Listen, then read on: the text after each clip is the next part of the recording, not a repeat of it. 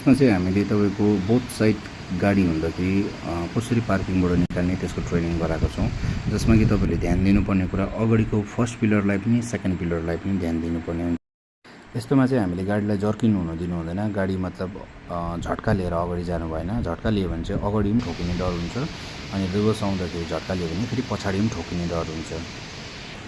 यसमा चाहिँ एकदम स्मुथली नै अगाडि बढायो, त्यहाँदेखि फेरि पछाडि आयो, त्यसरी घुमाउँदै गर्नुपर्छ। जग्गाबाट हामीले गाडी निकाल्दा चाहिँ जहिले पनि फुल काट्नुपर्ने हुन्छ। जस्तो तपाईँ ब्याक जानु हुँदैछ, लेफ्ट ह्यान्ड साइड घुमाएर जानुभयो भने फुल घुमाएर जानु पऱ्यो।